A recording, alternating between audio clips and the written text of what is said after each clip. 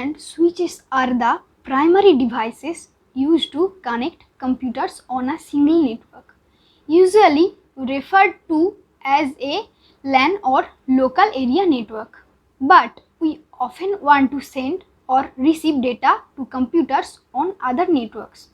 This is where routers come into play. A router is a device that knows how to forward data between independent networks, while a hub is a layer 1 device and a switch is a layer 2 device. A router operates at layer 3, a network layer. Just like a switch can inspect Ethernet data to determine where to send things, a router can inspect IP data to determine where to send things.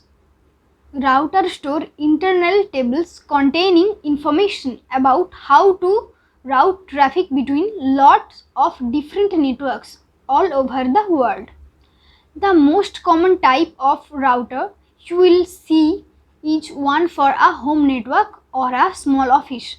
These devices generally don't have very detailed routing table. The purpose of these routers is mainly just to take traffic originating from inside the home or office LAN and to forward it along to the ISP or internet service provider. Once traffic is at the ISP, a way more sophisticated type of router takes over. These core routers form the backbone of the internet and are directly responsible for how we send and receive data all over the internet every single day. Core ISP routers don't just handle a lot more traffic than a home or small office router, they also have to deal with much more complexity in making decisions about where to send traffic. A core router usually has many different connections to many other routers.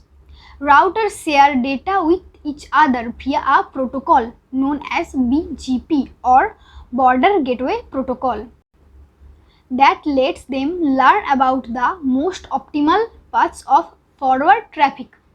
When you open a web browser and load a web page, the traffic between computers and the web servers could have traveled over dozens of different routers.